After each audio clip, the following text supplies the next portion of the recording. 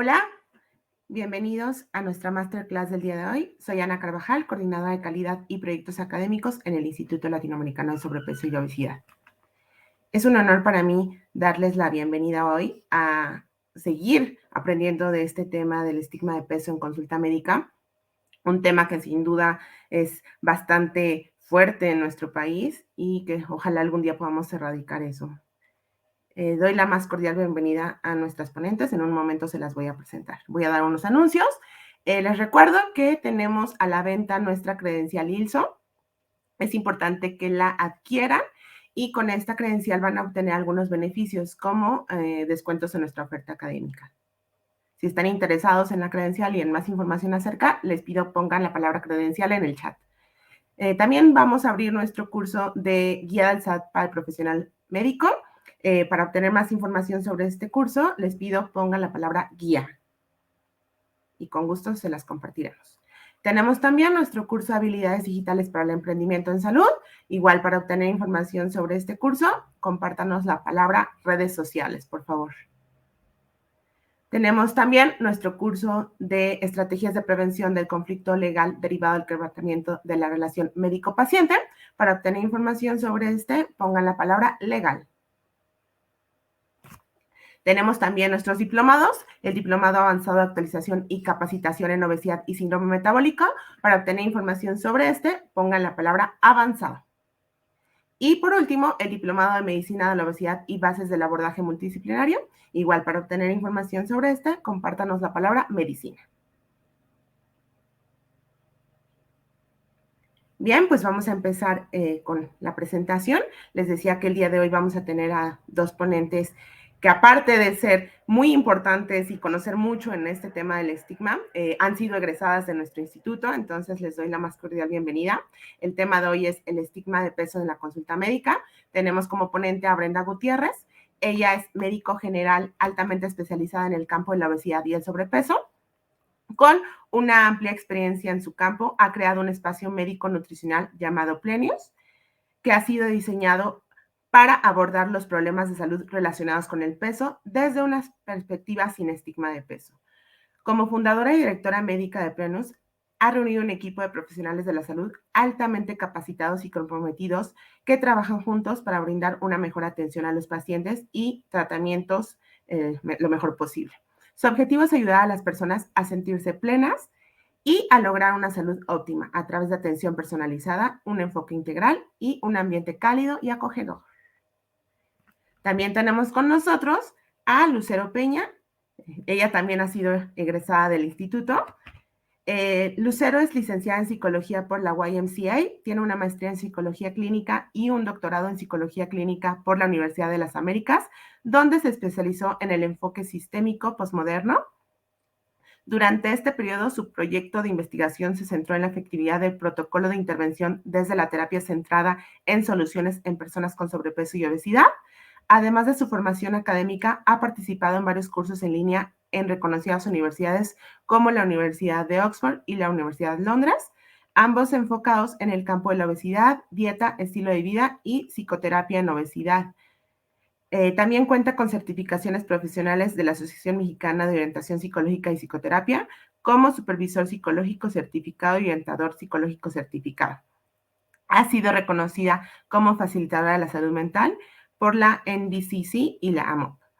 Como psicóloga clínica, se enfoca en la terapia centrada en soluciones y terapia narrativa. También se especializa en la terapia familiar y de pareja. Además de su práctica clínica, ha sido profesora en varias universidades. Es cofundadora del Instituto de Psicología Libre de Estigma de Peso y en el 2022 co-creó la primera marca de ropa Urban Sport para mujeres libre de estigma de peso, para cuerpos grandes en Moviendo. Occur. Por último, Lucero también ha creado un espacio seguro en redes sociales llamado Pesos Emocionales, donde comparte contenido basado en la ética profesional e investigación basada en evidencia. Les doy la más cordial bienvenida. Lucero, Brenda, qué gusto tenerlas aquí con nosotros. Hola, buenos días. Hola. ¿Cómo están? Bien, gracias. Muy bien, gracias. ¿Y tú? Muy bien, gracias. Es un placer tenerlas aquí en pantalla con nosotros acompañándonos y más pues por las grandes personalidades que son y por haber sido egresadas del instituto. Qué gusto. Gracias. Gracias. Pues les cedo la palabra para que puedan exponernos este tema tan interesante. Pues, Bueno, ¿cómo estás, Brian? Qué bien, bien, gusto Tulu. compartir esto contigo. Sí, ya, era justo necesario que se hablara de esto en estos espacios, ¿no crees? Sí, pues bueno, vamos a empezar justamente como con esta clase, esta masterclass sobre el estigma de peso. Ahora, ¿tú cómo te diste cuenta que existía esto en tu práctica clínica como médico? Pues mira, siempre que llegaba a algún, o sea, siempre nos enseñaron que lo primero que teníamos que identificar en un paciente era desde lo que, o sea, cuando revisas el paciente se hace un hábitus, ¿no? O sea, el cómo va vestido, cómo va, como pues su semblante, eso lo escribes en la historia clínica. Pero tú pones desde un principio si es obeso o no es obeso, sin preguntar muchas cosas antes, o sea, sin preguntar antes hábitos o este tipo de cosas, simplemente con verlos, ¿no? O sea, forma parte como de la inspección general. Entonces, una vez que tú tienes que tú ya hiciste este análisis o ni siquiera es un análisis, vaya, como chequeo general de las personas, tú ya llevas una idea preconcebida de cómo puede tener, o sea, de qué hábitos o qué situaciones puede vivir esta persona de acuerdo a cómo se ve ella y cómo se ve su cuerpo. Entonces es cuando yo me empecé a dar cuenta que al menos yo sí tenía esto ya como muy, muy marcado en el de que si es así o si se ve así, seguramente tiene esto. Y la mayoría de las veces sí. Pero ¿qué pasaba con las otras ocasiones en las que no era así, no? En las que a lo mejor en ese momento la persona estaba pasando como por algún mal momento y lo voy a poner entre comillas, tuvo un descuido y no iba tan arreglada como va normalmente o estaba pasando por una situación económica difícil y pues tuvo que modificar ciertos hábitos o ciertas costumbres que le cambian el semblante o que, vaya, tienen muchas cosas, ¿no? Incluso me pasó con un paciente que de repente vimos que empezó como a perder mucho peso muy rápido y no nos dimos cuenta, o sea, no es como que no nos diéramos cuenta, pero muchas veces en lugar de decirles, pues, investigar un poco más a fondo, lo único que dijimos, ay, qué padre que estás perdiendo peso, ¿no? Cuando en realidad lo que tenía era cáncer de páncreas. Entonces, sí fue cuando dije, que esto no está bien. Hay que empezar a ver qué hay más allá de cómo se ve la persona, ¿no? Y es cuando yo empiezo a investigar y te conozco y empezamos bueno, empecé a investigarte y empecé a estudiar y empezamos a intercambiar ideas y dije, ok, esto es algo de lo que se tiene que hablar. Justo, ¿no? Entonces, vamos a empezar, o sea, porque este ejemplo que nos das es con la pérdida de peso, ¿no? O sea, que realmente también a nivel social, a nivel clínico, o sea, como que dices, algo está mal después de como de la felicitación, ¿sí? O sea, pero dices, bueno, algo está mal, pero del otro lado, o sea, cuando hay un aumento de peso o cuando simplemente el paciente o el consultante ya trae un aumento de peso, tendemos como a asociarlo de manera negativa, ¿sí? Claro. Entonces, cuéntanos ahí tu caso clínico. Mira, muy bien. Este es un caso clínico bien interesante porque es una paciente que es una mujer que ella pesa 75 kilos y mide 1,50. Entonces, más o menos, imagínate tú ya cómo la puedes ver desde la, pues desde la primera impresión, ¿no? ¿Qué es la primera impresión que te da? Llega a urgencias por un dolor en el estómago, lo que nosotros conocemos pues como dolor de gastritis, ¿no? En este caso, pues el médico que la revisa, la inspecciona, se da cuenta que le duele, le dicen los pacientes la boca del estómago, lo que nosotros como médicos conocemos como epigastrio, y pues dice que es una hermosísima gastritis, ¿no? Y todavía para rematar, le dice que eso le pasa mucho a las personas que tienen una mala alimentación, que comen mucha pizza y muchas donas, que tal vez debería de considerar dejar de hacerlo. Entonces, pues la paciente se va con ese diagnóstico, ¿no? De urgencias. Y pues obviamente es lo que decimos, o sea, debería de dejar de comer, o sea, su solución para que le dejara de doler la panza era que dejara de comer pizza y donas.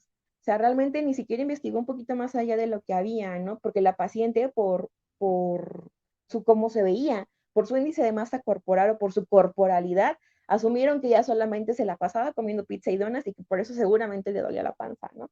Entonces, ¿qué pasó después? La paciente se va con tratamiento a casa, con lo que es muy común, después regresa a urgencias en otro hospital, obviamente, pues porque, vaya, no iba a regresar al mismo lugar donde le dijeron que era su culpa, lo que le estaba pasando.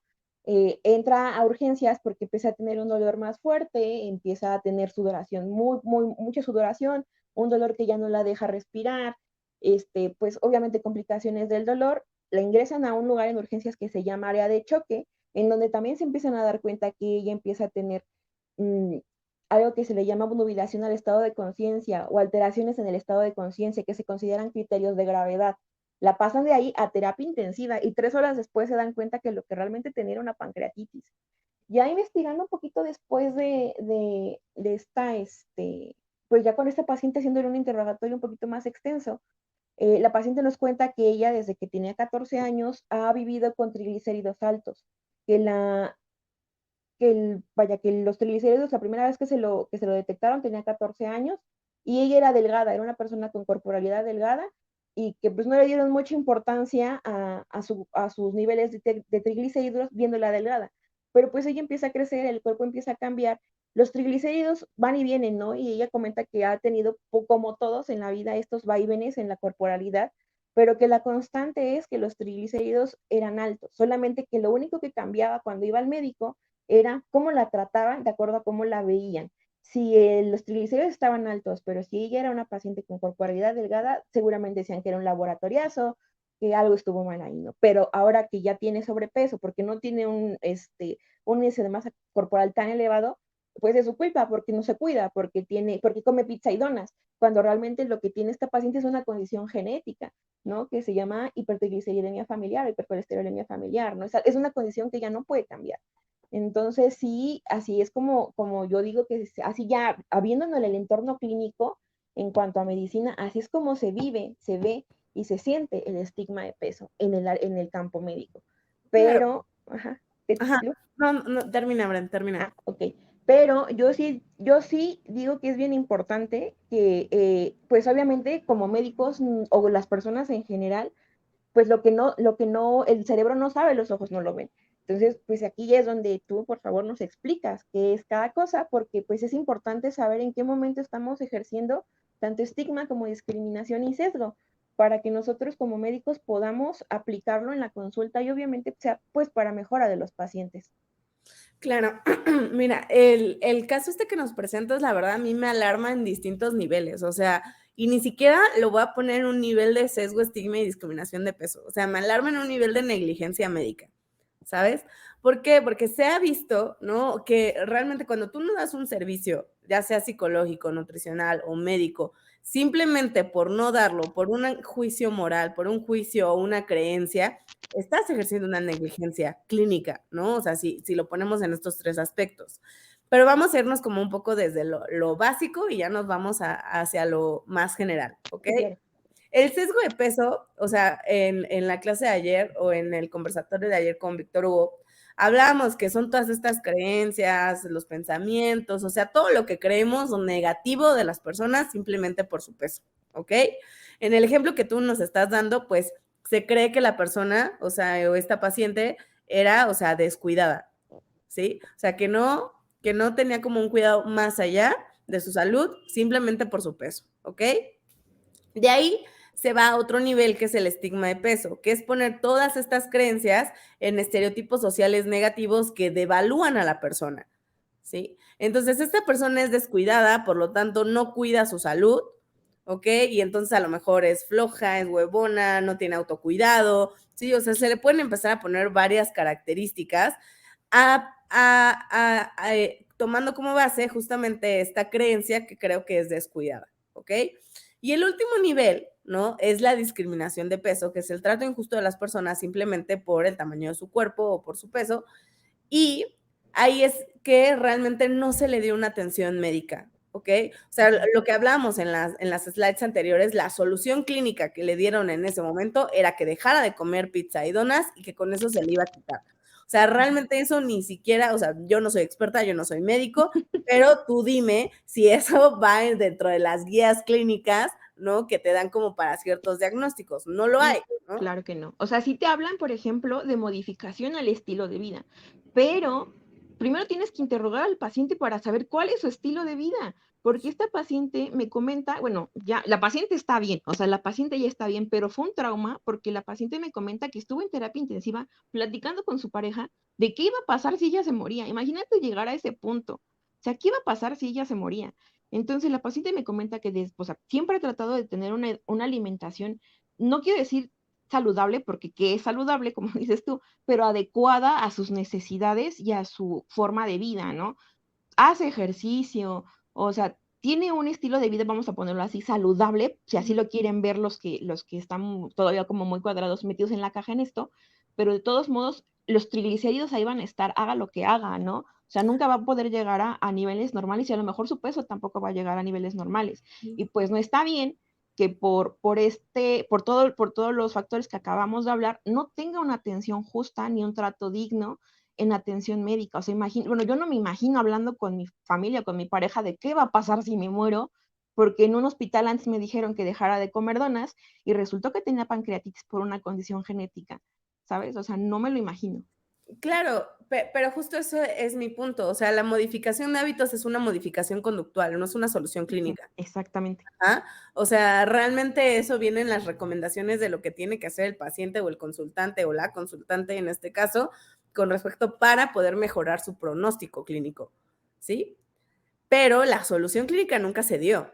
O sea, no hubo medicamentos, no hubo un diagnóstico, no hubo un pronóstico, no hubo una solución como tal. Y entonces, o sea, por eso a eso va mi comentario de que a mí lo que me alarma y lo preocupante, o sea, claro que es preocupante que la paciente, la experiencia, a mí no me gusta llamar traumática, pero la experiencia tan negativa que piensas hasta en la muerte, ¿sí? Pero aquí, o sea, de nuevo, si lo analizamos de esa forma, responsabilizamos al consultante de lo que le está pasando.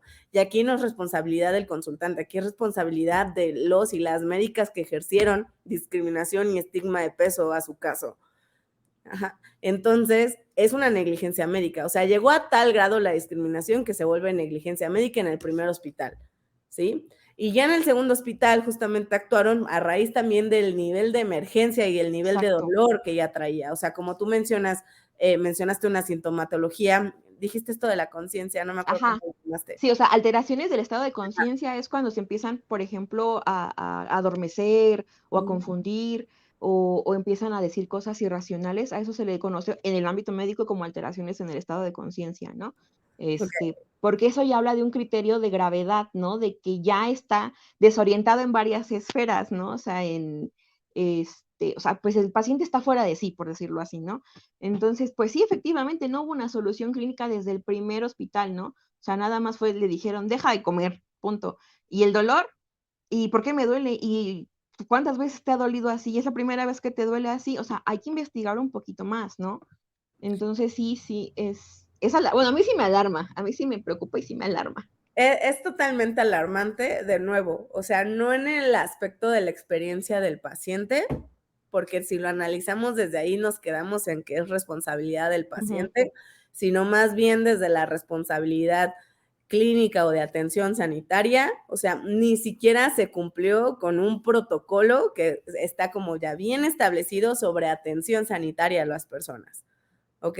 Entonces, ese también es una como de las consecuencias a mayor grado de lo que implica ejercer estigma y discriminación de peso, obviamente englobando el sesgo de peso en el ámbito clínico, ¿no? Yo te voy a dar unos datos un poco crudos, ¿vale? En ciertas investigaciones del 2018, justamente se vio que más del 60% de los pacientes que se sometían a cirugía bariátrica habían sido receptores de comentarios negativos o inapropiados con respecto a su cuerpo antes, durante y después del proceso con los médicos tratantes. ¿Y por qué esto es importante? Porque una de las cosas, tú no me dejarás mentir, la cirugía bariátrica se vende actualmente clínicamente como la solución a la baja de peso. Es la panacea. Es la panacea de la baja de peso, ¿no? Adicional de a lo mejor algunos otros medicamentos como Saxenda, ¿ok? Pero se pone como en un nivel más arriba, la cirugía bariátrica.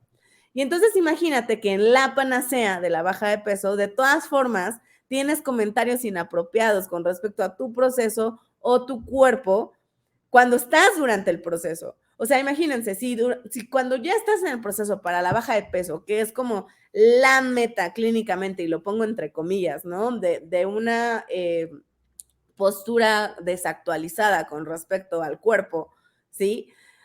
Y imagínate cuando no estás en el proceso de la baja de peso. O sea, ¿qué tipo de comentarios puedes llegar a tener? ¿Ok?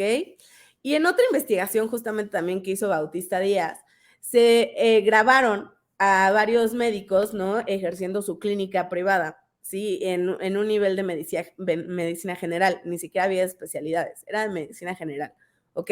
Y se dieron cuenta que los y las médicos tenían un lenguaje sumamente técnico a personas que tenían cuerpos grandes con sobrepeso y obesidad, no hacían rapport, ¿ok? Versus personas que tenían normopeso. ¿Qué quiere decir esto? O sea, le dedicaban más tiempo al lenguaje técnico a las personas que tenían sobrepeso u obesidad, o sea, no les explicaban tal cual qué estaba pasando, o sea, nos hablaban con terminología médica, Sí, claro, no me imagino. establecían rapport, los pacientes se iban como con esto de, sí, ok, bueno, medio entiendo, ¿no? ¿Sabes? Y se iban, versus personas que estaban en normopeso, en donde los médicos sí se daban el tiempo de explicarles el diagnóstico, de explicarles el pronóstico, de aterrizarlo al lenguaje más cotidiano y hacían rapport. O sea, y el rapport está conocido como este proceso en donde tienes como esta primera cercanía con los pacientes. Sí, Entonces, no, y ay, perdón, eso a mí se me hace muy grave. Bueno, yo lo veo como médico, no sé tú cómo lo veas en tu área, pero yo lo siento así. Si un paciente no confía en mí, no puedo hacer que se apegue a tratamiento, porque si no le logro transmitir lo que le quiero transmitir, muy difícilmente lo va a llevar a cabo, ¿no? Entonces, sí es como bien importante esto que nos acabas de decir, cómo hay esta discriminación, bueno, no esta discriminación, sino esta diferencia de cómo se le explica a una persona con una corporalidad normativa y cómo se le explica a una persona con una corporalidad grande, ¿no? Si es de llamar la atención. pero es que sí hay discriminación, Brenda. Ah, ok. O sea, es que es el punto, o sea, realmente, si lo manejamos como la diferencia, no tiene el mismo impacto en el discurso, pero la realidad es que sí es una discriminación. O sea, porque no te están explicando el proceso como debería de ser de manera justa, de manera equitativa, ¿no? Pero sí hay una diferencia entre un cuerpo grande y un cuerpo normativo o hegemónico. Y entonces eso radica o eso desenlaza en discriminación, porque entonces el tratamiento de tu atención sanitaria o de tu atención médica o clínica no es la misma. Ok, Entonces, sí hay discriminación.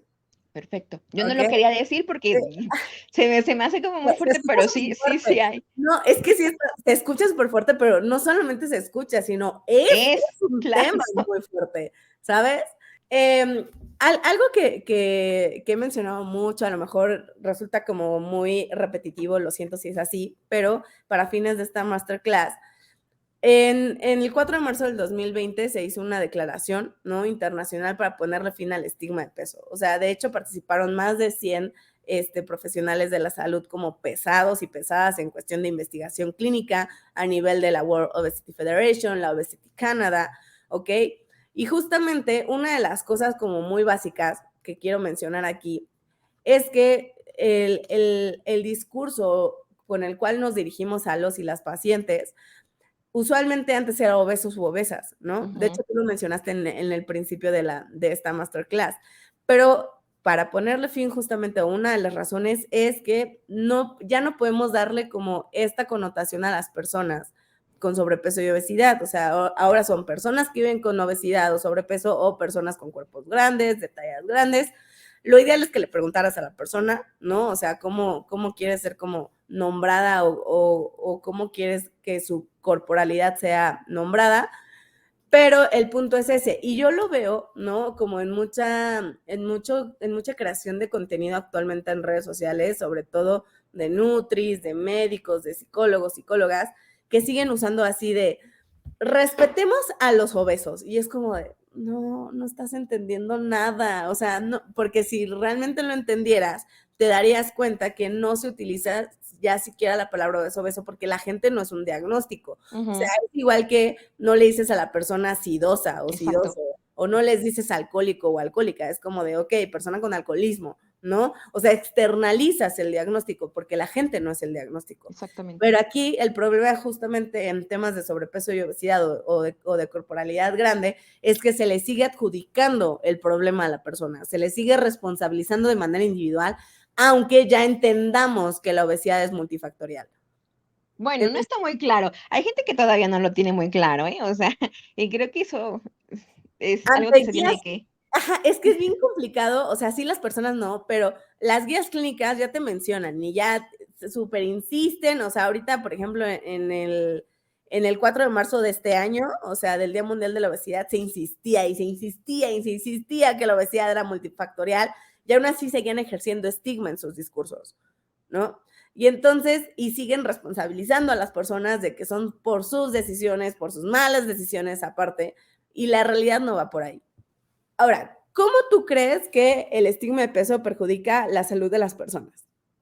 Vaya, te puedo hablar, bueno, aquí sí va a hablar Brenda la persona, no Brenda el médico. Aquí va a hablar Brenda la persona. Eh, yo he tenido, de pequeña era muy delgada, pero después, por circunstancias, N circunstancias, fui subiendo de peso, ¿no? Y vivo con sobrepeso y obesidad desde hace muchos años. Eh, Híjole, es bien complicada esta pregunta y me llega mucho a mí, porque yo me acuerdo que cuando empiezo a retomar hábitos pues, piensan que de verdad no tienes autocuidado, ¿no? De que no, no tienes conductas como de tratar de comer como verduras o hacer actividad física, vaya, te cuestionan, o sea, de verdad, ¿y qué vas a hacer en el gimnasio, no? O sea, pues no se te nota, ¿no? O sea, cuando realmente, pues a lo mejor vas a desestresarte, ¿no? Yo recuerdo que esta vez que dije, pues yo creo que es momento de regresar a tomar, actividad física. Fui al gimnasio que está cerca de la casa y yo llevaba ya mi rutina, ¿no? Dada por mi entrenador y me dijo, me vio, ¿cómo me acuerdo que nada más me vio el entrenador y me dijo, es que no vas a aguantar. Yo en secundaria y mis compañeros que me conocen desde la primaria, eso, yo lanzaba bala y disco y llegué hasta los estatales en ese deporte. O sea, jamás me había hacer nada el entrenador y me dijo, no vas a poder, ¿no?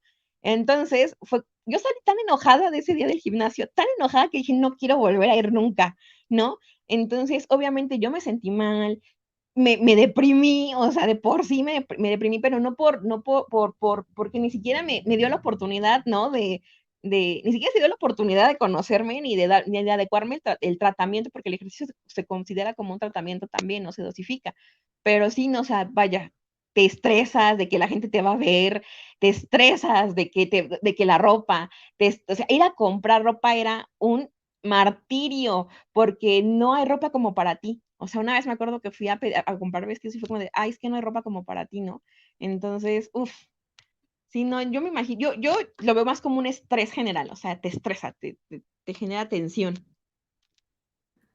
Claro, y de hecho todo esto que mencionas, o sea, no solamente lo dices tú, lo dice la ciencia, como diría hay cierto nutriólogo, ¿no?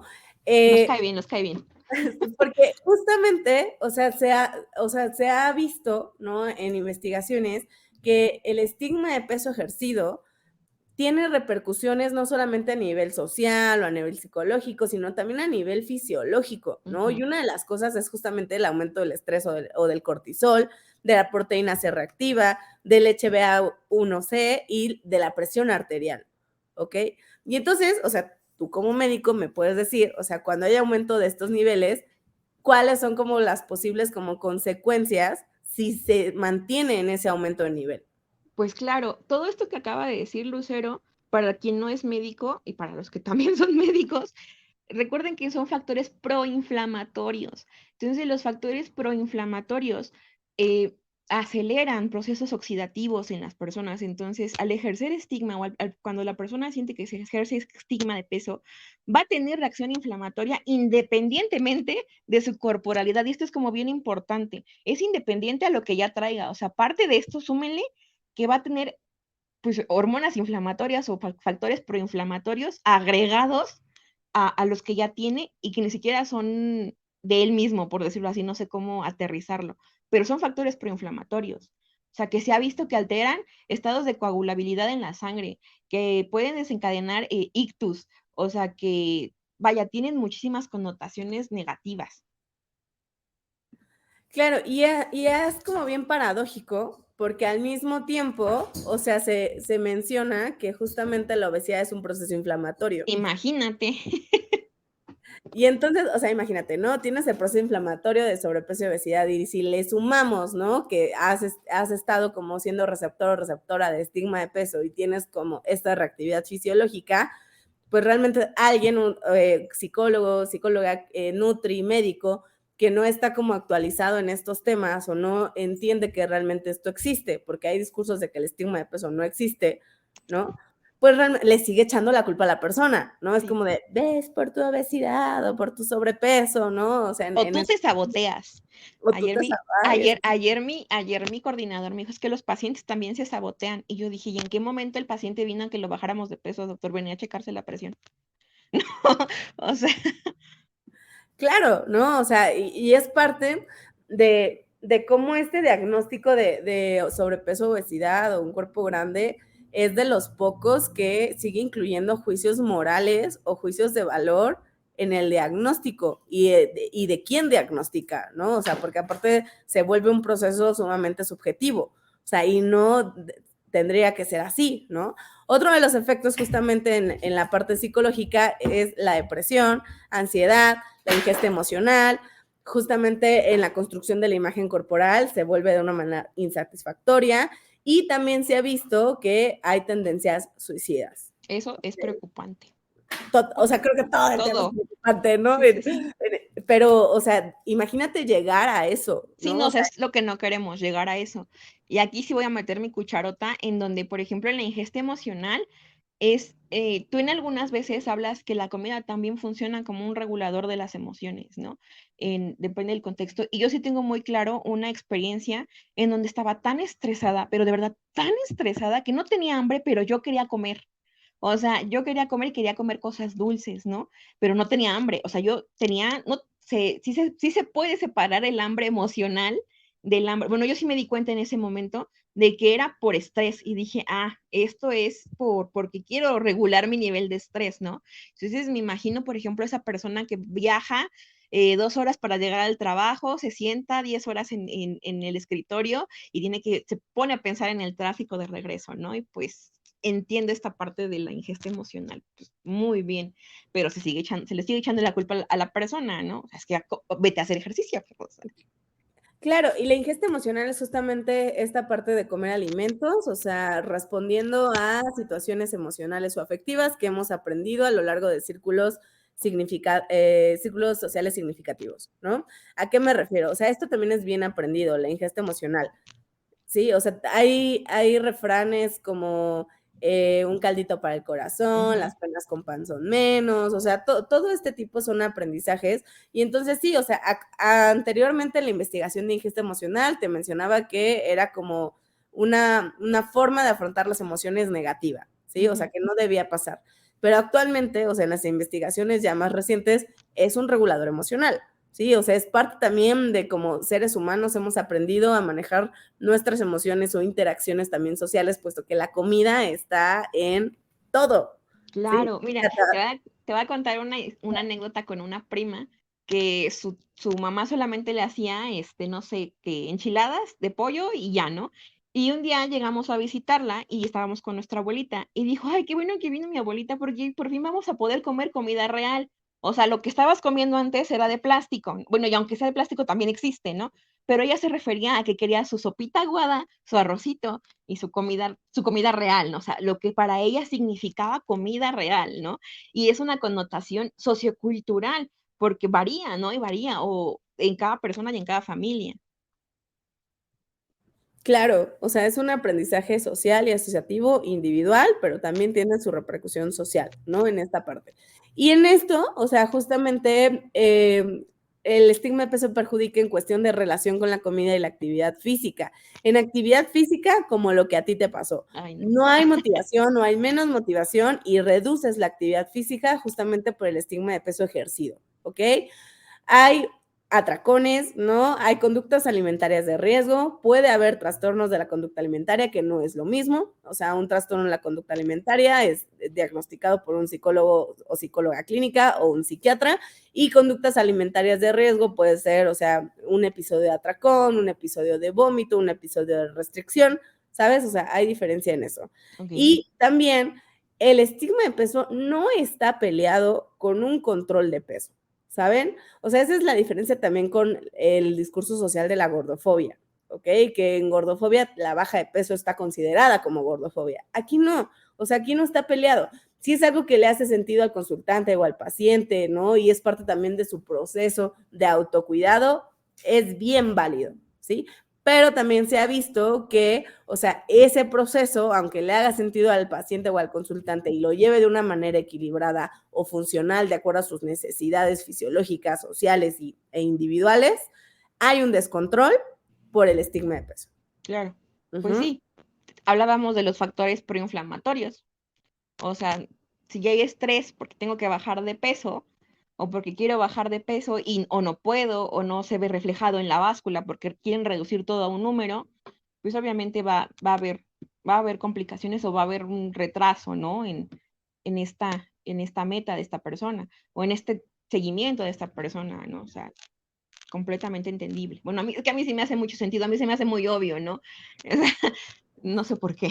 Claro, porque ahí vamos un proceso de construcción, ¿no? O sea, en ese sentido, que también es bien válido. O sea, hay personas que nos están viendo que a lo mejor es la primera vez que escuchan esto, ¿no? O que lo conocían como gordofobia médica, pero no es lo mismo. O sea, realmente el sesgo, estigma y la discriminación de peso tienen bastante investigación desde hace ya casi 20 años, ¿no? Con respecto a cómo se ejerce en la clínica y cómo realmente también podemos hacer una diferencia. Claro, y vaya, tú nos decías, digo, para que nadie se sienta atacado, porque no es la motivación ni es la finalidad de la clase es, tú lo dijiste en algún momento, el proceso de deconstrucción tiene que empezar en algún punto. A lo mejor hoy es el punto, ¿no? Hoy está bien que digas, vaya, esto me está haciendo sentido, creo que lo puedo aplicar en mi práctica clínica, pues creo que hoy es un muy buen día para pensar en estas cosas y cuestionarse como médicos, los que nos estén viendo que sean médicos, ¿realmente estoy ejerciendo estigma de peso hacia mis pacientes? Y pues un poquito más adelante, no sé si ya, ¿qué slide siga? Sí, no sé. Ok, ya es la mía. Ahí sí es donde ya hay una injerencia en el tratamiento clínico. Cuando un paciente se percibe con estigma de peso hacia la consulta médica o hacia el servicio médico en general, desde que te entras, la recepcionista te atiende o la enfermera te atiende, hay una peor adherencia al tratamiento clínico. Y no me refiero solamente a la baja de peso. O sea, eso es independiente. ¿Qué es esto? Un paciente que, por ejemplo, va por hipotiroidismo, que tiene, pues obviamente que va a estar batallando o va a tener cambios en su corporalidad por la misma patología de base. Si desde el principio la persona que lo atiende lo atiende con sesgo, estigma, discriminación, el paciente no va a querer regresar, ¿no? Y es lo que sigue abajo, menos confianza en los proveedores sanitarios. Hace un tiempo hubo un meme muy famoso en donde decía, mijito, estudia porque el lápiz es menos pesado que el costal de cemento, ¿no? Y es una imagen de dos internos en cirugía agarrando a un paciente con obesidad para su procedimiento. Yo, como persona con corporalidad grande, jamás en la vida confiaría en alguien que me toma, una foto sin mi consentimiento porque el paciente estaba sedado. Obviamente el paciente no consintió que se le tomara esa foto. Dos, que se hiciera viral en redes sociales. Imagínate, sales de la cirugía y lo primero que ves es tu foto en internet. O sea, a lo mejor la gente no va a saber que eres tú, pero tú sabes que eres tú. ¿Qué es lo que estábamos hablando en la diapositiva anterior? Puede tender hasta tendencias suicidas. O sea, hay gente que se suicida por eso. Y como personal de salud lo estamos viendo, ¿no? O sea, lo estamos ejerciendo a lo mejor como no se le ve nada al paciente, pero las personas que vean eso no se van a querer acercar al servicio de salud por temor a ser exhibidos así. ¿Ok? Hay una evasión precisamente, mira, o sea, va desencadenando todo, es como una hilita de dominó. Hay una evasión al seguimiento médico, al seguimiento clínico, porque si yo voy porque me duele la rodilla, porque ya tengo un desgaste articular, porque hace 15 años me fracturé la rodilla y me duele y tengo que estar yendo, es que si bajara de peso, se le quitaría el dolor, pero ya trae un dolor crónico, o sea, ya es un dolor que a lo mejor no puede hacer ejercicio como la persona quisiera porque le duele y la mandan a hacer ejercicio, pues no voy a ir porque ya sé qué es lo que me van a decir, me van a regañar, ¿no? Y aquí reduce la calidad de la atención médica. Si tengo sesgo, si ejerzo sesgo en mis pacientes, pasa lo que pasa al principio. A mi paciente no le dan un diagnóstico certero, no le dan un tratamiento y por lo tanto termina en complicación. O sea, de verdad, pudo haber acabado muy mal por, no, por, como tú dices, no seguir estas guías o estos protocolos que ya están establecidos para una atención médica de calidad. Ni siquiera vamos a hablar de una atención no discriminatoria, una atención médica de calidad, punto, ¿no? Obviamente hay un retraso en las pruebas de salud y en las búsquedas de tratamiento. La gente no se va a acercar y aquí creo que, y a mí eso es lo que yo como que quiero que transmitirle a mis colegas médicos. La gente no se va a acercar a pedir la ayuda porque va a tener miedo y va a sentirse juzgada. Y tú no vas al médico a que te juzguen. O sea, eso es algo que yo sí quiero hacer mucho énfasis y creo que lo hemos platicado, Lu, que cuando, al menos como personal de salud, tratamos todos los días con personas vulnerables. Y una de las o uno de los factores de los sectores más vulnerados por el servicio médico son las personas con corporalidades grandes o diferentes. Entonces, pues yo no voy a ir a un servicio en donde me vulneren, en donde me juzguen. Lo voy a evitar pues a lo más que pueda, ¿no? Y pues obviamente eso me retrasa a mí como paciente. Diagnósticos certeros o diagnósticos oportunos. Como tú decías, hay este rapport, ¿no? Hay mala comunicación entre médico-paciente. O sea, yo, bueno, al menos yo no trato de no, digo trato porque digo, se me puede haber escapado en alguna que otra, pero trato de explicarles a los pacientes con peritas y con manzanas acerca de su tratamiento, acerca de su padecimiento, no importa quién sea, no importa si es un niño de 3 años o un abuelito de 80. O sea, el abuelito obviamente va con familia, pero trato de que yo lo que le quiera transmitir al paciente quede bien entendido. Y es algo que no está pasando con las personas con corporalidades grandes. Es lo que tú dices, aquí sí hay una discriminación hacia hacia este sector de la población por parte de los servicios de salud. Y pues obviamente al no tener un diagnóstico oportuno, un tratamiento adecuado, hay más riesgo de secuela y complicaciones. ¿Me regalan la siguiente diapositiva, por favor? Déjame hacerte un comentario también. Ajá. ¿Podemos regresar, porfa, a la otra? Gracias. Una de las cosas, o sea, este efecto dominó, o sea, aquí les pido que abran su glándula pineal, ¿no? Es que está mucho la queja, ¿no? Y mucho el argumento de, es que en salud pública se gastan millones de pesos, ¿no? Millones de dólares en temas de obesidad. Sí, pero justamente se sigue gastando porque se sigue ejerciendo este estigma de peso y entonces lo que está provocando, o sea, son estos efectos que les estamos poniendo en la cajita amarilla y entonces si está pasando esto y aunque tú le inviertas trillones de pesos, billones de dólares, ¿no? O sea, en este sentido, va a seguir siendo el mismo resultado, puesto que no estás como capacitando a tus profesionales de salud, ¿no? En esto tan básico, porque de verdad es algo tan básico, pero paradójicamente es algo tan complicado al mismo tiempo que se sigue haciendo esto, ¿no? Y entonces, o sea, en tu panorama, en pandemia salió el cómic que estuvieron como poniendo en las escuelas para obesidad. No sé si lo viste, un cómic. No recuerdo. Ajá, salió un cómic, ¿no? Que dieron en las escuelas públicas y estaban dando cuando te daban la primera vacuna de COVID. Y entonces era un cómic justamente anti-obesidad, así se llamaba, un cómic anti-obesidad. Y entonces, en sí el caricaturista es un caricaturista que se dedica a la política, o sea, que hace caricaturas políticas. Y entonces, en sí el cómic estaba feo, o sea, realmente no era como algo atractivo, pero estaba peor aún porque ejercía estigma y discriminación de peso de manera así, que yo me quedé así, güey, tienes a los mejores especialistas según esto en salud pública, ¿no? Y no puede ser que pongas una imagen de una persona con cuerpo grande comiendo del bote de la basura. Ay, no, y con una corona, ¿no? O sea, era un hombre, o sea, porque aparte era eso, o sea, eran dos personajes. El hombre, no me acuerdo cómo se llamaba, que era la persona gorda, y la persona delgada era una mujer. O sea, seguías justamente perpetuando el estigma de peso de que la mujer debe ser delgada, de que la mujer debe ser como ciertas 90, cosas. 60, y eso le da en la torre en la imagen corporal, en los estereotipos de belleza dirigidos a los cuerpos femeninos, ¿no? Y entonces, o sea, había imágenes como de este hombre sentado en un como trono, como en este, ¿no? Con una corona y comiendo de la basura, ¿no? Y entonces, y así, tenía McDonald's, tenía refrescos, tenía papas, ¿no? O sea, esa imagen, o sea, iba dirigida a niños, ¿no? O sea, porque iba dirigida a escuelas públicas, ¿no? En niveles básicos o primarios.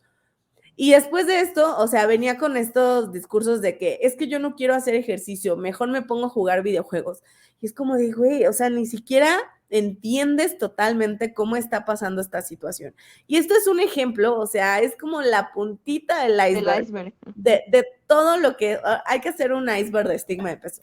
Me parece. Peso, en la consulta clínica, o sea, y lo pongo clínica porque pasa en psicología, pasa en nutrición, pasa en medicina, ¿no? O sea, no solamente es gordofobia médica, ¿no? O sea, como en estos discursos radicales, sino pasa en todo lo que tenga que ver con salud física y con salud mental. O sea, de este lado de la psicología me he encontrado con psicólogas que dicen que realmente hasta que no bajes de peso, o sea, vas a tener autoestima alta. Y es como de, ni siquiera pasa así, ¿no? O hasta que no bajes de peso, ya te vas a sentir como la mujer de alto valor, que puta, estas conversaciones ya son como más actuales, ¿no? Igual aspiracionales, no es psicología, pero se siguen manejando así, se están manejando así y no va por ahí, ¿no? O que la ansiedad se te va a quitar cuando bajes de peso, tampoco sucede eso, ¿no? O sea, no es algo tan simplista o algo tan reduccionista. No, Solo claro quería que no. poner Sí, ese no, punto. claro. Y aparte yo lo que les digo, por ejemplo, bueno, te he mandado ejemplos de ciertos discursos que hay en lugares donde he ido a visitar y yo siempre les digo a los que los ponen, si suena como algo que dijo algún influencer mexicano que come pan integral o algún TikToker que hace contenido diciendo que no va a sentir lástima por ti porque tu decisión es estar gordo, mejor lo quiten. O sea, que mejor lo quiten porque lo único que hacen es precisamente seguir ejerciendo ese estigma y que las personas pues digan, es que no, porque ya me va a decir que todo lo que hago está mal. No me voy a acercar a pedir ayuda porque de entrada me va a decir, pues que no vio la lona, es por su salud, porque también dices tú, la vieja y confiable, es por su salud, ¿no? ¿Qué no les importa su salud? O sea, ya el paciente ya se fue regañado, ¿no? Ya se fue enojado y en la vida, ¿no? Regresaría a ese servicio de salud, ¿no? Pues, hablo del servicio público. Ahora Claro. imagínate, No, perdón, dime. No. Estaba leyendo que en una investigación que se hizo, y tú me vas a decir tú me vas a decir mejor cuál es el estudio que se hizo, en donde consultaron a N cantidad de adultos, que creo que fueron 400 o 500, y a padres de familia, ¿no? Igual, en donde si iban a alguien que si ejercía estigma de peso, volverían a ir, y obviamente ellos dijeron que no, pero además de eso, los padres dijeron que no llevarían a sus hijos a ese centro médico. Y eso es algo también bien interesante, porque no solamente estás alejando a los adultos de prevención primaria, sino también a las infancias. Entonces, a eso me refiero, a eso es a lo que yo me refiero también con el efecto dominó que tiene el estigma de peso en la salud pública o en el ejercicio de la práctica clínica. Entonces, sí, yo invitaría a mis colegas a que reflexionemos, y creo que hoy es un muy buen punto, ¿no? O sea, y cada quien a su ritmo, pero creo que sí estaría bien padre que empezáramos a cuestionarnos cómo ejercemos la práctica médica. Ya ni siquiera cómo ejercemos, si ejercemos o no estigma todavía, cómo ejercemos nuestra práctica médica, porque nos enseñan a tratar a las personas, pero no a tratar con personas. Es bien diferente, ¿no? O nos enseñan a tratar las enfermedades de las personas, pero no a tratar a la persona como un ente en general, ¿no? Entonces sí es algo como que se ha separado mucho. No sé si quieres agregar algo más, porque ya nos estamos apasionando mucho. Nada más, si quieres la siguiente slide, por favor. Ok. Y algo bien importante que sí quisiera hacer como muy, muy énfasis. Estoy hablando más que nada en medicina preventiva o en medicina de primer contacto. ¿Quiénes son los médicos de primer contacto? Médicos generales o médicos familiares, que son los que pues ven al mayor grueso de la población o los que se encargan de filtrar para las especialidades.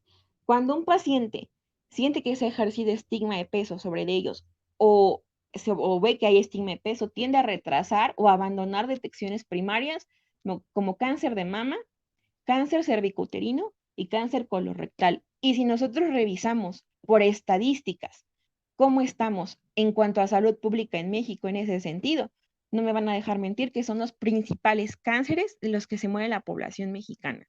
O sea, desde ahí yo creo que deberíamos de empezar a cuestionarnos cómo estamos ejerciendo la práctica clínica cada quien en su rama, de como dices tú, Lu, cada quien, desde los nutris, los psicólogos, los médicos, cómo estamos ejerciendo nuestra práctica clínica al grado de cómo impacta también en la salud pública y obviamente en los fondos económicos que se destinan a este tipo de cosas. O sea, tiene repercusiones en muchísimos niveles, ¿no? No solamente afecta la persona, así como dicen que a mí el diabético me afecta porque de mis impuestos, se pagan sus tratamientos en la salud pública, pues tu estigma también afecta a ese tipo de personas, bueno, a las personas que discriminadas, porque por precisamente ejercer tu estigma, no tienen atención de calidad y se mueren de cáncer de mama, o te detectan el cáncer de mama en una etapa muy avanzada, porque no te tienen la confianza de acercarse a pedir ayuda, porque lo primero que les vas a decir es que si estuvieras delgado, no tendrías este problema. ¿Tú qué piensas de esto, Lu? Es que de nuevo, tampoco es responsabilizar al paciente de que no se va a acercar, ¿no? O Ajá. sea, no se va a acercar, pero también porque el personal de salud o de atención sanitaria no tuvo las herramientas libres de estigma de peso para hacer Exacto. los diagnósticos, para hacer realmente la búsqueda o la historia clínica adecuada para poder prevenir esta parte, ¿sí? Entonces, ya cuando ya el paciente ya viene con dolor, cuando ya viene con situaciones muy agravantes, que aparte son como un efecto rebote, o sea, como este caso de esta chica que nos dices, o sea, cuando ya vino con alteraciones de la conciencia, ya es cuando dices, ok, ya la voy a meter Ajá. para evaluarla. Pero si no hubiera venido con las alteraciones de la conciencia, no va, ¿sí? Entonces es algo mucho. Tú invitabas mucho a la reflexión, sí, yo también invito a la reflexión, pero también invito a la capacitación. O sea, una Claro. capacitación y actualización libre de estigma de peso, o sea, que se acerquen a estos espacios que se están dando, justamente porque es como, si no es como esto de, ok, hazlo por tu salud, ajá, pero ¿qué tienes que hacer, no?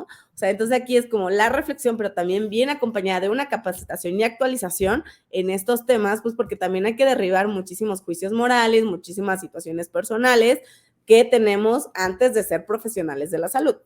Claro, y es esta parte del equipo multidisciplinario, ¿no? Porque imagínate, o sea, todavía esto, siendo yo que ya he estado, pues actualizándome, todavía tengo sesgos y todavía me queda mucho camino por recorrer para aprender, ¿no? Entonces, pues creo que es un muy buen punto para que la gente empiece a cuestionarse y acercarse y sobre todo que se abran espacios de capacitación para ser esas personas que marquemos el cambio, ¿no? El cambio hacia este diálogo, hacia esta narrativa.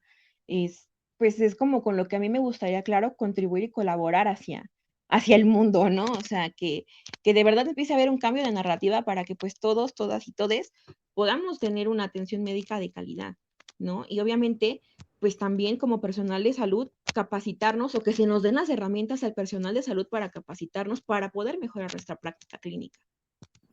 Y que una práctica clínica libre de estigma de peso viene acompañada sí o sí de trabajo personal terapéutico.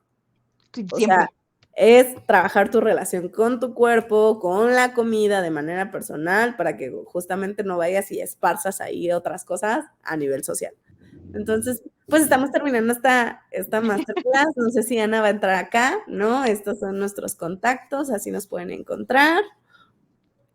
Además, ahí en Plenius MX. Ah, cierto, Plenius MX. MX. Ajá. Ahí me equivoqué. ¿Qué hacemos acá? Ah, listo. No sé. Listo, chicas. Muchas gracias.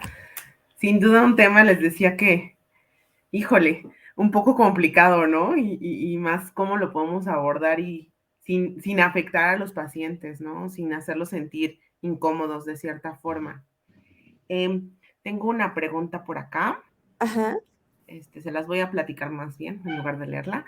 Es cómo podemos nosotros como profesionales de la salud trabajar con pacientes que estén presentando sobrepeso o estén presentando obesidad, sin afectarlos en el sentido de que sientan como crítica. O sea, que sí nos podamos ganar la confianza de estos pacientes, pero sin ofenderlos y que sí dejen que trabajemos con ellos. A lo mejor llegan con nosotros a la consulta, como lo mencionaban ustedes en los casos, ¿no?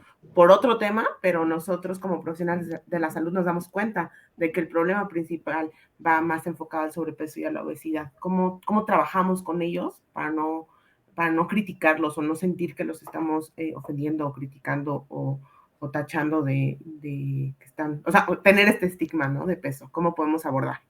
Híjole. ¿Cómo nos aconsejan? Es que el estigma de peso, o sea, no radica en cómo se va a sentir el paciente, ¿sí?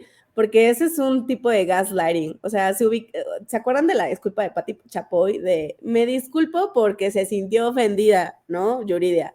Ese es un tipo de gaslighting, es un tipo de violencia, muy mínima, pero existe.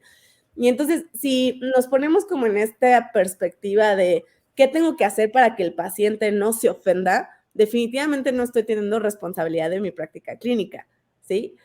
Entonces, uno, o sea, yo les decía en el conversatorio ayer con Víctor Hugo, o sea, no puede haber un recetario porque cada profesional de la salud tiene su contexto individual, ¿no? Pero el primero es justamente que ustedes se cuestionen, o sea, cómo está haciendo su práctica privada, ¿no? O su práctica clínica, ¿no? Privada de salud pública.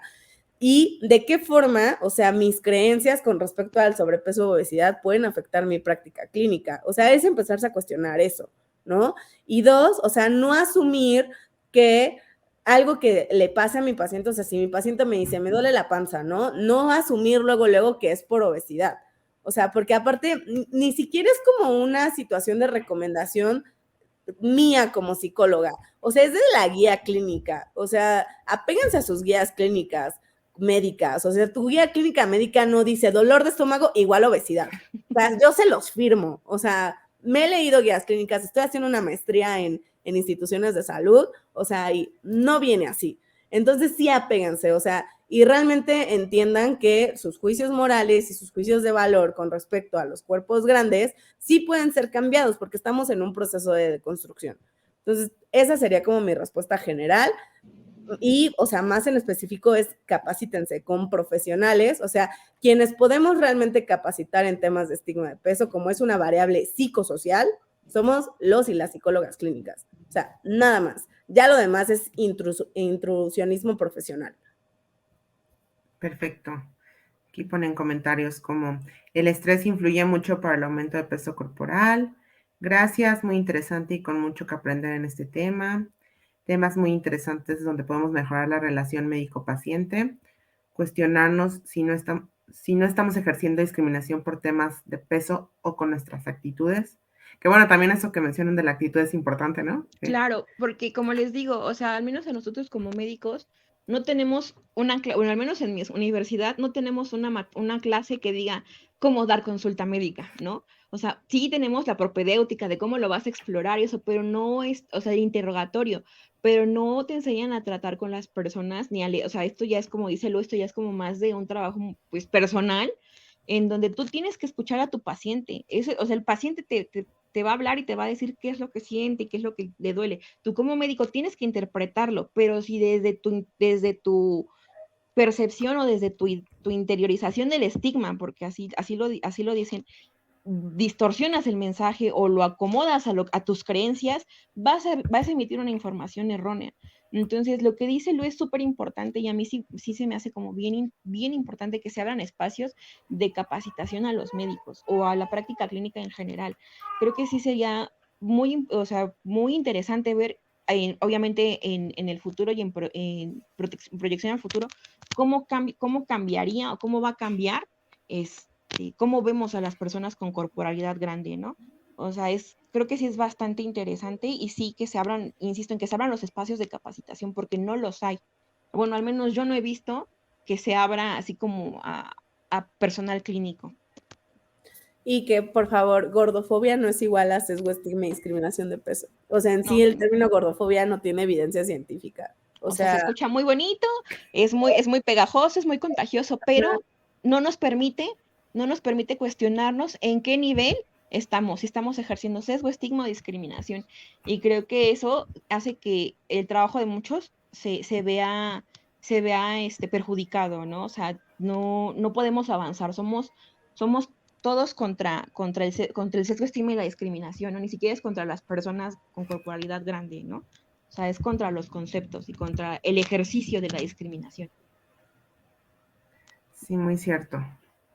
Muy cierto. Pues muchísimas gracias por habernos compartido un poquito de este gran tema.